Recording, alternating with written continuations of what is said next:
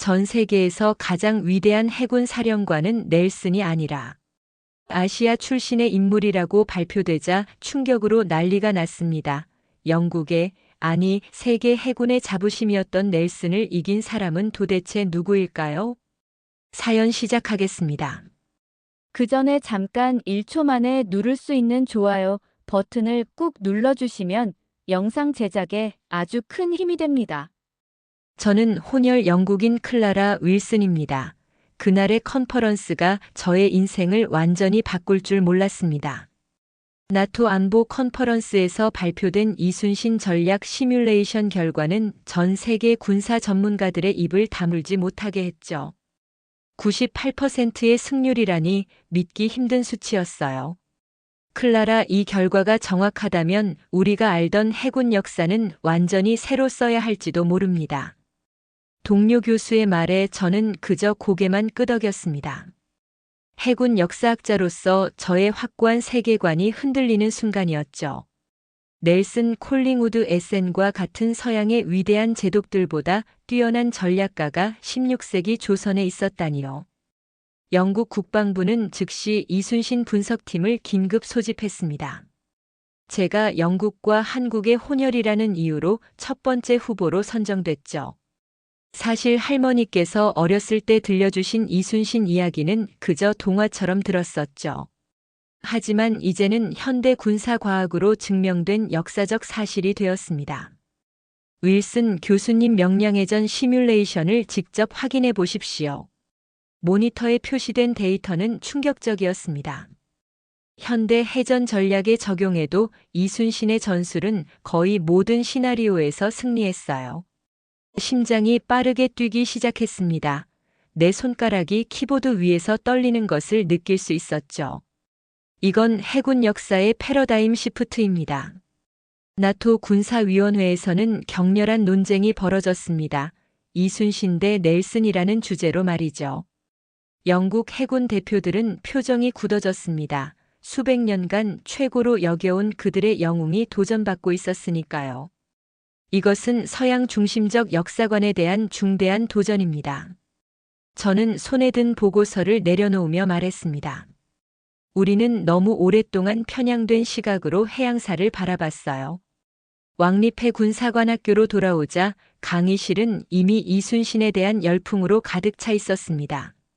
학생들은 호기심 어린 눈으로 저를 바라봤어요. 한국계 혈통을 가진 해군사 전문가로서 갑자기 저는 주목의 중심이 되었습니다. 교수님, 정말 12척으로 330척을 물리쳤다는 게 사실인가요? 제 강의실에 들어선 순간 질문 세례가 쏟아졌습니다. 가슴이 뜨거워지는 걸 느꼈어요. 할머니가 들려주시던 이야기가 이제는 영국 왕립해 군사관학교의 공식 주제가 되다니.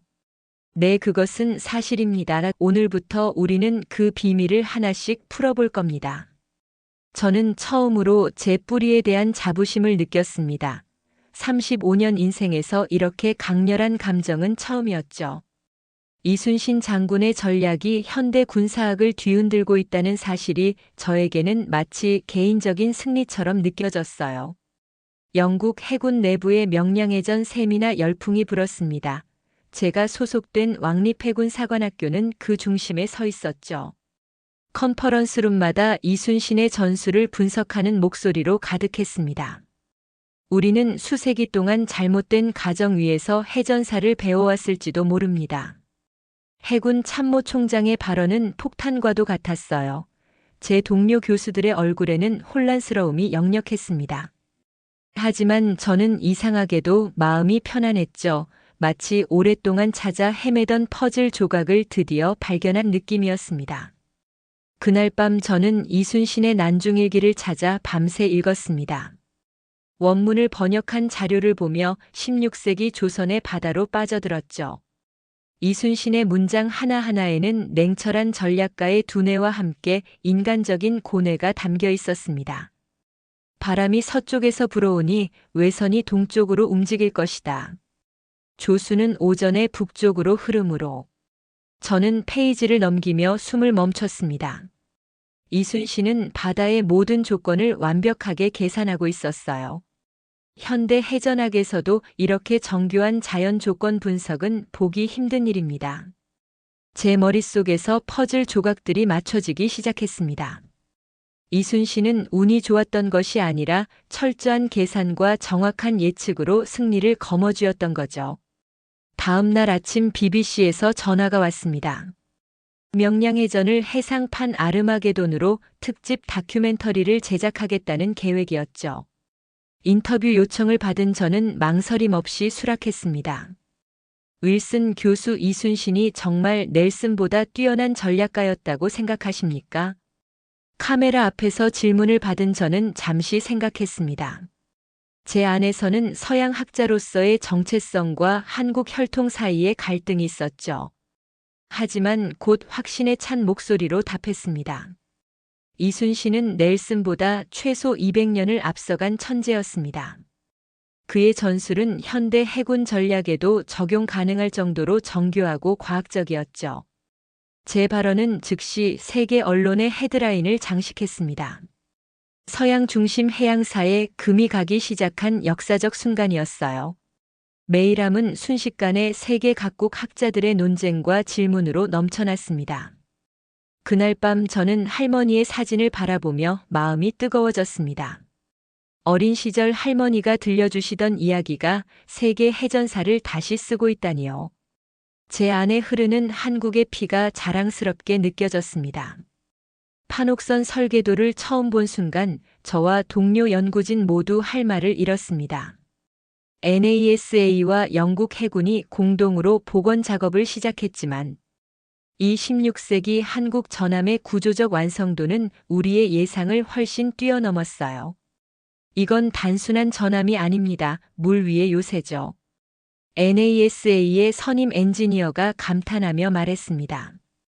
판옥선의 갑판 구조는 현대 이지스 구축함의 다층 시스템과 놀랍도록 유사했어요. 충격 흡수를 위한 이중 선체 방향 전환이 용이한 선체 곡선. 그리고 함상 화포의 최적 배치까지 이순신은 어떻게 400년이나 앞선 설계를 구상할 수 있었을까요? 제 질문에 연구실은 잠시 침묵에 빠졌습니다. 현대 과학으로도 설명하기 어려운 이순신의 천재성 앞에서 우리는 모두 학생이 된 기분이었죠. 이순신의 바다 전장 분석법을 연구하면서 더 놀라운 사실이 드러났습니다. 그의 해류 및 바람 계산법은 21세기 군사 알고리즘보다 더 정교했어요. 특히 조류와 바람의 상호작용을 예측하는 방식은 현대 컴퓨터 시뮬레이션에서도 구현하기 어려운 복잡성을 가지고 있었습니다. 이것 좀 보세요, 클라라. 데이터 분석가가 화면을 가리켰습니다. 이순신은 물의 흐름과 바람의 방향을 완벽하게 계산해 적선을 유인했어요. 이건 마치 인간 슈퍼컴퓨터 같은 능력이죠. 제가 말을 끝맺었습니다. 그 표현이 학계에 퍼지기 시작했습니다. 이순신은 인간 슈퍼컴퓨터였다라는 평가가 학술지와 뉴스에 등장했죠. 처음에는 과장된 표현처럼 들렸지만 연구가 깊어질수록 그 표현이 가장 정확하다는 사실을 인정할 수밖에 없었습니다. 특히 놀라웠던 것은 판옥선의 구조가 현대 이지스 구축함 설계의 원형과 놀랍도록 유사하다는 발견이었어요. 연구팀은 처음에는 우연의 일치라고 생각했지만 구조적 유사성이 너무 많았습니다. 우연이 아니라 물리학의 기본 원리죠. 이순신은 배의 안정성과 화력 최적화에 관한 물리적 원리를 직관적으로 이해했던 것 같아요. 그가 수식으로 표현하지 않았을 뿐 그의 머릿속에는 완벽한 수학적 모델이 있었던 겁니다. 연구실에서 밤늦게까지 자료를 분석하면서 저는 이순신의 천재성이 단순히 군사적 영역에 국한되지 않는다는 것을 깨달았습니다. 그는 물리학자, 기상학자, 엔지니어, 그리고 전략가였어요. 21세기에 태어났다면 노벨상을 여러 번 수상했을 인물이었죠. 16세기 동양인이 21세기 기술을 압도했다. 이 생각이 제 머릿속을 맴돌았습니다. 서양 학계에서 자라고 교육받은 저로서는 충격적인 깨달음이었어요. 할머니가 들려주시던 이야기가 과장이 아니라 오히려 축소된 버전이었다는 사실에 가슴이 뜨거워졌습니다.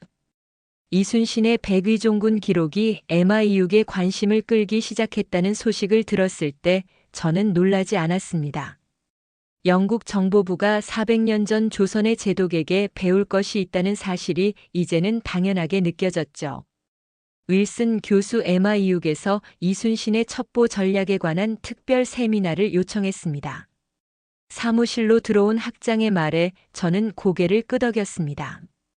이미 예상했던 일이었어요. 이순신의 백의종군 기간 동안 그가 구축한 정보망은 현대 첩보 시스템의 원형과도 같았으니까요. MI6 본부에서의 세미나는 극비리에 진행되었습니다. 저는 이순신이 어떻게 내부 반역자들을 식별하고 제거했는지 그의 자연스러운 감시 전략에 대해 발표했죠. 이순신은 직접적인 조사 대신 자연스러운 상황을 만들어 반역자가 스스로 정체를 드러내게 했습니다. 이는 현대 첩보 이론의 허니팟 전략과 놀랍도록 유사합니다.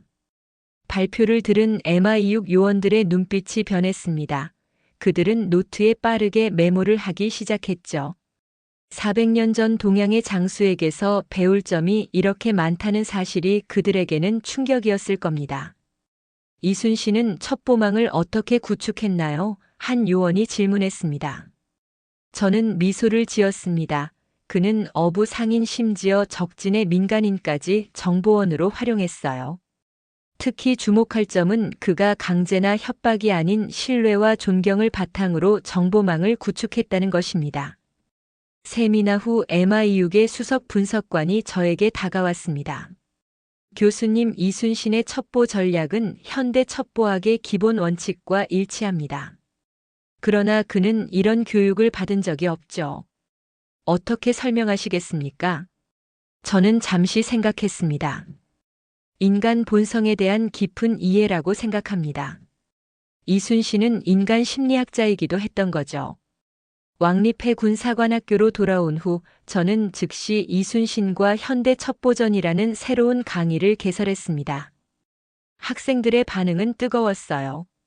특히 그가 적진 내부에 심어놓은 정보원들을 통해 일본군의 움직임을 정확히 예측했던 사례들은 학생들에게 큰 인상을 남겼습니다. 영국 해군사에서는 넬슨이 나폴레옹 함대의 움직임을 예측한 것을 천재적 직관이라고 가르쳐왔습니다. 하지만 이순신은 이미 200년 전에 체계적인 첩보망을 통해 같은 일을 해냈죠. 강의실에서 이 말을 하는 순간 저는 서양 중심의 역사관이 얼마나 편협했는지 다시 한번 깨달았습니다. MI6도 감탄한 16세기 한국형 첩보전술이 우리 교과서에는 단 한 줄도 언급되지 않았다는 사실이 부끄럽게 느껴졌어요. 왕립회 군사관학교는 결국 이순신을 현대 첩보 교재로 공식 채택했습니다. 수백 년 동안 서양의 군사 전략만을 연구하던 학교가 드디어 동양의 지혜를 인정한 역사적인 순간이었죠. 이순신이 파면된 후 조선 해군이 어떻게 붕괴되었는지 연구하면서 저는 역사의 아이러니에 웃음이 나왔습니다. 한 사람의 부재가 전쟁의 향방을 완전히 바꿔놓는 경우는 역사상 드문 일이죠. 이순신이 없는 조선 해군은 그저 배 몇 척에 불과했습니다. 제가 연구 보고서를 발표하자 학회장에는 침묵이 흘렀습니다. 이순신 파면 후 일본군이 일시적으로 승리를 거두었다는 사실은 모두가 알고 있었지만 그 승리의 본질이 이순신의 부재 그 자체였다는 분석은 새로웠어요. 이때 일본 측 역사 자료에서 놀라운 기록이 발견되었습니다. 일본군 참모의 기록에는 이런 문구가 있었죠. 우리는 도깨비를 잃었다. 바다가 다시 우리의 것이 되었다. 이 기록을 처음 봤을 때 제 심장은 빠르게 뛰기 시작했습니다. 도깨비라는 표현이 이순신을 가리킨다는 것은 명백했어요. 일본군에게 이순신은 초자연적 존재 악몽 같은 도깨비였던 겁니다. 적군에게 도깨비로 불린다는 건 어떤 의미일까요? 강의실에서 저는 학생들에게 질문했습니다. 한 학생이 손을 들었죠. 적의 계산을 완전히 무너뜨리는 존재라는 뜻일 것 같습니다. 정확한 대답이었습니다. 이순신은 일본 수군의 모든 전략과 계산을 무의미하게 만드는 존재였어요. 그가 있는 한 일본군에게는 바다가 공포의 대상이었습니다. 더 흥미로운 발견은 일본 수군 병사들 사이에서 PTSD 증상이 광범위하게 나타났다는 기록이었죠. 이순신과의 해전 후 살아남은 일본 병사들은 도깨비 바다라는 표현을 사용하며 밤의 악몽에 시달렸다고 합니다. 현대 심리학으로 보면 이는 집단 트라우마의 명확한 증거입니다. 저는 학회에서 발표를 이어갔습니다. 한 명의 지휘관이 적군 전체에 심리적 공황을 일으킨 사례는 매우 드뭅니다. 이순신의 존재 자체가 전쟁의 심리적 요소로 작용했다는 분석은 군사심리학 분야에도 큰 파장을 일으켰습니다. 런던의 군사심리학 연구소에서는 이순신 효과라는 새로운 용어까지 만들어졌죠. 이순신 효과란 지휘관의 존재 자체가 전투력으로 작용하는 현상을 말합니다. 이 개념은 현대 전쟁에도 적용 가능했습니다. 이라크전에서 특정 지휘관의 존재가 어떻게 전선에 영향을 미쳤는지, 아프가니스탄에서 탈레반 지도자들의 사망이 어떻게 전황을 바꿨는지 분석하는 도구가 된 거죠. 이순신의 부재는 곧 바다의 침묵을 의미했습니다. 그가 없는 해전에서 조선 수군은 방향을 잃은 배와 같았죠. 반면 일본군에게는 공포의 대상이 사라진 안도감을 주었습니다. 하지만 그 안도감은 이순신이 복귀하면서 다시 극도의 공포로 바뀌었어요. 이순신의 귀환은 일본군에게 악몽의 재현과 같았습니다. 제 연구는 계속해서 깊어졌습니다. 이순신이 없는 바다와 있는 바다의 차이는 단순한 전술이나 전략의 차이가 아니었어요. 그것은 전쟁의 본질적 성격 자체가 변화하는 현상이었습니다. 이순신 부재는 바다의 침묵을 그리고 적군의 공포가 사라지는 순간을 의미했죠. 그러나 그 침묵은 오래가지 않았습니다. 도깨비는 다시 바다로 돌아왔으니까요. 명량해전의 울돌목 해류에 관한 연구는 저에게 가장 큰 도전이었습니다. 12척의 배로 330척을 물리친 기적의 비밀은 이 거친 해류에 있었거든요. 컴퓨터 시뮬레이션으로 당시 울돌목의 상황을 재현해 보겠습니다. 연구소에서 최신 AI를 동원해 울돌목의 해류와 이순신의 선박 배치를 분석했지만 결과는 충격적이었습니다. 현대 AI도 이순신이 선택한 배치법만큼 효율적인 방법을 찾지 못했어요. 이건 말이 안 됩니다. 알고리즘을 다시 확인해 주세요. 엔지니어의 말에 저는 고개를 저었습니다. 알고리즘에 문제가 없어요. 이순신이 우리 AI보다 더 정확한 계산을 했을 뿐입니다. 명량대첩은 단순한 우연이나 운이 아니었습니다. 이순신은 울돌목의 빠른 해류가 만들어내는 소용돌이를 완벽하게 이해하고 그것을 전략적 이점으로 활용했어요. 일본 함대는 이 해류의 힘을 제대로 이해하지 못한 채 덫에 걸린 것과 마찬가지였습니다. 12척 대 330척이라는 숫자는 오해의 소지가 있습니다. 실제로는 12척 플러스 울돌목 해류 플러스 이순신의 천재성 대 330척이었어요. 발표 후 질문이 쏟아졌습니다. 특히 많은 학자들이 궁금해했던 것은 이순신이 어떻게 그런 완벽한 계산을 할 수 있었느냐는 것이었죠. 그는 수년간 그 해역을 관찰했습니다. 현대 과학자들이 데이터를 수집하듯 이순신은 매일 바다의 변화를 기록했어요. 그의 난중일기에는 날씨 조류 바람의 방향에 대한 정확한 기록이 남아 있습니다. 우리는 이순신의 방법을 경험적 과학이라고 부르기로 했습니다. 공식적인 과학 방법론이 확립되기도 전에 그는 이미 현대 과학자처럼 데이터를 수집하고 분석했던 거죠. 명량대첩의 승리는 자연을 계산해낸 인간 천재의 승리였습니다. 현대 AI도 흉내 내지 못하는 이 승리는 인간 직관과 끈질긴 관찰의 힘을 보여주는 증거였어요. 글로벌 리더십 포럼에 초청받았을 때 저는 명량 리더십이라는 개념을 처음 제시했습니다. 세계의 CEO들과 정치 지도자들이 모인 자리에서 저는 이순신의 리더십을 현대적 관점에서 재해석했죠. 이순신의 리더십은 불가능한 상황에서도 포기하지 않는 불굴의 정신을 보여줍니다. 더 중요한 것은 그가 부하들에게 희망을 심어주는 방식이었어요. 발표장은 조용했습니다. 세계 최고의 리더들이 16세기 조선의 장수에게서 배우기 위해 집중하고 있었죠. 저는 그들의 눈빛에서 호기심과 존경을 읽을 수 있었습니다. 12척으로 대제국 일본을 굴복시킨 것은 단순한 군사적 승리가 아닙니다. 그것은 인간 정신의 승리였어요. 강연이 끝난 후 글로벌 기업의 CEO가 다가왔습니다. 오늘 강연은 저에게 큰 영감을 주었습니다. 우리 회사도 지금 명량해전과 같은 상황에 처해 있거든요. 그의 말에 저는 미소를 지었습니다. 이순신의 리더십이 21세기 비즈니스 세계에도 적용될 수 있다는 사실이 자랑스러웠죠.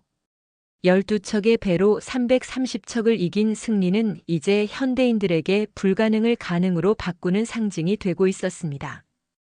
영국 해군 본부에서의 회의는 예상치 못한 방향으로 흘러갔습니다. 처음에는 이순신의 전략을 단순히 연구하는 것에서 시작했지만 이제는 그의 사고방식을 군사 AI 개발에 적용하려는 시도가 진행 중이었습니다. 이순신의 의사결정 패턴을 알고리즘화할 수 있을까요? 해군 참모의 질문에 저는 깊은 숨을 들이마셨습니다. 이순신의 천재성을 코드로 변환한다는 생각은 흥미로우면서도 도전적이었죠. 가능하다고 생각합니다. 하지만 그의 직관적 요소까지 완벽하게 구현하기는 어려울 거예요. 프로젝트는 빠르게 진행되었습니다. 저는 이순신의 의사결정 과정을 분석하는 팀을 이끌었고 엔지니어들은 이를 AI 알고리즘으로 변환했죠. 결과는 놀라웠습니다. 이순신 AI는 기존 군사 AI보다 훨씬 더 유연하고 창의적인 전략을 제시했어요. 인공지능이 400년 전 조선의 장수에게 배우고 있다니 정말 아이러니하지 않나요? 동료의 말에 저는 웃음을 터뜨렸습니다. 맞아요. 이건 정말 아이러니한 상황이었습니다. 최첨단 기술이 고대의 지혜에서 해답을 찾고 있었으니까요. 프랑스 파리에서 열린 국제군사학회에서는 더 놀라운 일이 벌어졌습니다. 프랑스 군사학회가 공식적으로 클라우제비츠와 이순신은 역사상 최고의 전략가들이라고 선언한 것이죠. 서양의 전략 이론을 대표하는 클라우제비츠와 동양의 전략 이론을 대표하는 이순신이 함께 연구되어야 합니다. 회장의 선언에 박수가 터져 나왔습니다. 서양 군사 이론의 중심지인 프랑스에서 조선의 장수가 이렇게 인정받는 모습은 상상도 하지 못했던 일이었어요. 그 후 저에게는 글로벌 강연 투어 제안이 쏟아졌습니다. 하버드 경영대학원, 스탠포드 리더십 아카데미, 심지어 다보스 포럼까지. 이순신의 리더십은 이제 전 세계 리더들이 배우고자 하는 모델이 되었습니다. 클라라, 당신의 강연은 단순한 역사 이야기가 아닙니다. 이건 현대 리더십의 혁명이에요. 하버드 교수의 말에 저는 가슴이 뜨거워졌습니다. 할머니가 들려주시던 이야기가 이제는 세계 최고의 리더들에게 영감을 주고 있었으니까요. 특히 인상적이었던 것은 실리콘밸리의 반응이었습니다. 테크 기업들은 이순신의 위기 대응 방식과 리더십에 깊은 관심을 보였습니다. 아마존의 제프 베조스와 이순신의 공통점은 무엇일까요? 저는 스탠포드 강연을 이렇게 시작했습니다. 둘 다 불가능해 보이는 도전에 맞서 새로운 패러다임을 창조했다는 점입니다. 강연장의 학생들은 열정적으로 반응했습니다. 그들에게 16세기 조선의 장수는 더 이상 낯선 존재가 아니었어요. 이순신은 스티브 잡스나 일론 머스크처럼 시대를 초월한 혁신가로 인식되기 시작했습니다. 인간 직관과 헌신이 인공지능보다 우월하다는 증명은 계속해서 나타났습니다. 이순신 AI는 뛰어난 성능을 보였지만 여전히 원본인 이순신의 창의성과 적응력에는 미치지 못했어요. 인공지능은 이순신을 모방할 수는 있어도 결코 그를 뛰어넘지는 못할 겁니다. 제 말에 엔지니어들은 고개를 끄덕였습니다. 이것은 인간 직관의 승리였고 서양이 처음으로 동양 리더십을 전면적으로 수용하는 역사적 순간이었죠. 유네스코 본부에서 열린 회의는 제 인생에서 가장 감동적인 순간 중 하나였습니다. 이순신의 전략과 난중일기가 세계 해전 유산으로 공식 등재되는 순간이었어요. 오늘 우리는 역사의 잘못을 바로잡습니다. 이순신 장군의 업적은 인류 공동의 유산으로 보존되어야 합니다. 유네스코 사무총장의 선언에 회의장은 기립박수로 응답했습니다. 저는 앞줄에 앉아 눈물을 참느라 애를 썼어요. 할머니가 들려주시던 이야기가 이제 세계 문화유산이 되었다는 사실이 믿기지 않았습니다. 등재식 직후 BBC와 CNN 프로듀서들이 저에게 다가왔습니다. 윌슨 교수, 저희가 이순신에 관한 대규모 다큐멘터리를 공동 제작하려고 합니다. 수석 자문으로 참여해 주시겠어요? 이보다 더 영광스러운 제안은 없었습니다. 세계 최대 방송사들이 이순신의 이야기를 전 세계에 알리려고 하는 것이니 저는 즉시 수락했습니다. 다큐멘터리 제작을 위해 한국을 방문했을 때 저는 또 다른 감동을 경험했습니다. 한산도 통영 그리고 명량해협까지 이순신의 발자취를 따라가는 여정은 저에게 영적인 순례와도 같았어요. 이곳이 그가 마지막 전투를 치른 노량입니다. 현지 가이드의 설명에 저는 깊은 숨을 들이마셨습니다.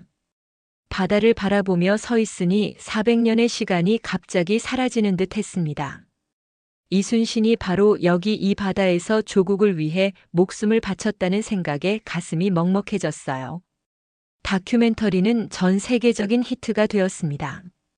바다를 지배한 사나이라는 제목의 이 다큐멘터리는 6개 대륙 100개국 이상에서 방영되었죠. 이순신은 이제 넬슨 콜럼버스 마젤란과 같은 세계적 해양 영웅의 반열에 올랐습니다. 그러나 저에게 가장 의미 있었던 것은 세계 각국의 청년들로부터 받은 메시지였습니다. 수천 명의 젊은이들이 이순신의 이야기에 영감을 받았다고 메일을 보내왔어요. 교수님, 이순신 장군의 이야기는 제 인생을 바꿨습니다. 어떤 역경에서도 포기하지 않는 법을 배웠어요. 미국 대학생의 이 메시지는 수많은 감사 편지 중 하나에 불과했습니다. 이순신의 정신이 21세기 젊은이들의 마음속에 살아 숨쉬고 있다는 사실이 저를 감동시켰습니다. 옥스포드 대학에서 특별 강연을 할 기회가 왔을 때 저는 더 이상 영국과 한국의 혼혈로서가 아닌 이순신 정신의 계승자로서 단상에 섰습니다. 이순신은 단순한 역사적 인물이 아닙니다.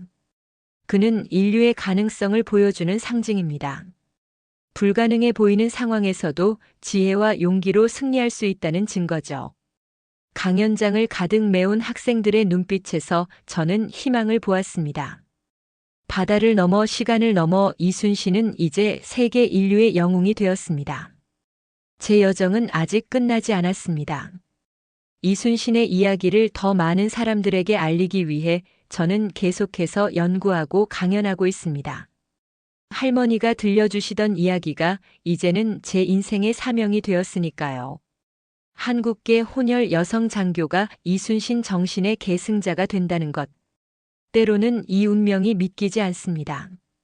하지만 이순신도 가장 어두운 시간에 희망의 불빛을 지펴냈듯이 저 역시 그의 이야기를 통해 세상에 희망을 전하고자 합니다. 바다는 계속해서 흐르고 이순신의 이름도 역사와 함께 영원히 흐를 것입니다. 오늘의 사연 어떠셨나요? 여러분의 생각을 아래 댓글에 남겨주세요.